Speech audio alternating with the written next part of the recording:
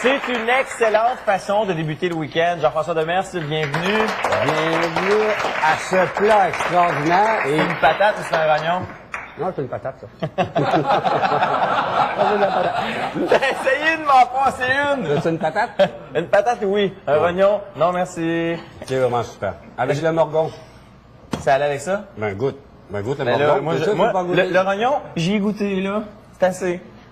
C'est tellement bon.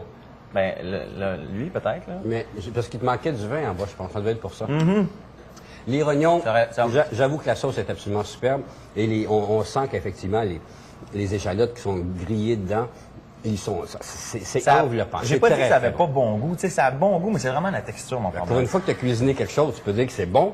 Ouais, Ouais, que quand j'ai même. fait encore. En tout cas, le morgon que j'ai choisi qui va avec, pourquoi? Parce qu'effectivement, les tanins sont pas très importants. Dans le Beaujolais, c'est une des régions les plus soutenues. On a quand même pas mal de coffres là-dedans, plus que dans d'autres appellations de la même région du Beaujolais. C'est fait avec du gamay. 2005 a plus de puissance que d'autres millésimes. Alors ça, pour les rognons, c'est vraiment le truc à prendre par excellence. C'est ce que nos invités dégustent aussi. Oh. Santé, tout le monde. Exactement.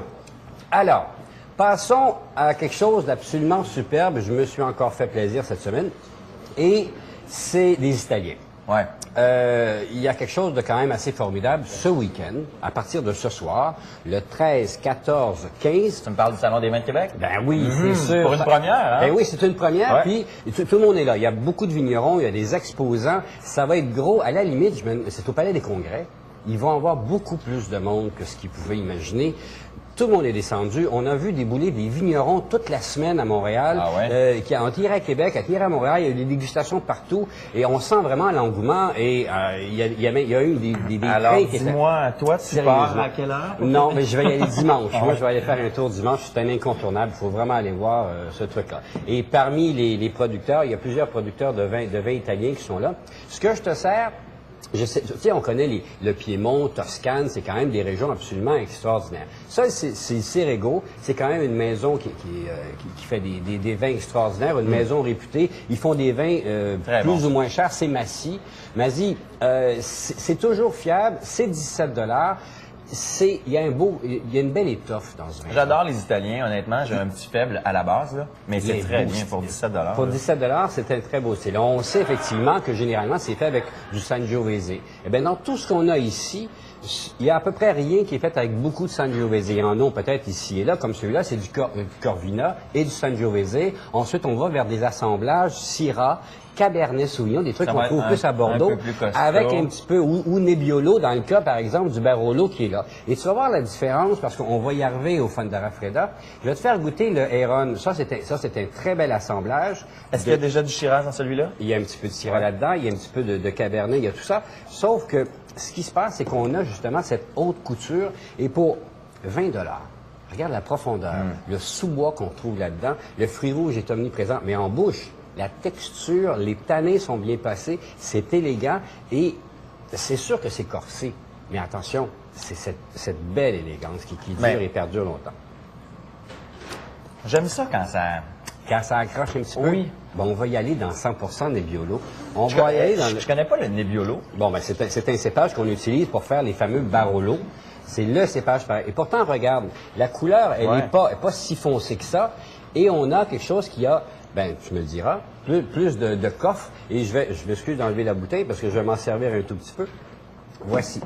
Donc, on a là quelque chose qui... Je le trouve un peu moins agressant que celui au nez. Oui, au nez. Et en bouche, tu vas voir que celui-là va justement te donner la charpente et l'astringence que tu aimes des vins. Il y a ce côté un peu sévère, solide. Et c'est un vin qu'on peut garder pendant une douzaine d'années. Et là, ça remplit la bouche. Les tanins sont absolument merveilleux. Ça n'a rien à voir avec les deux d'avant.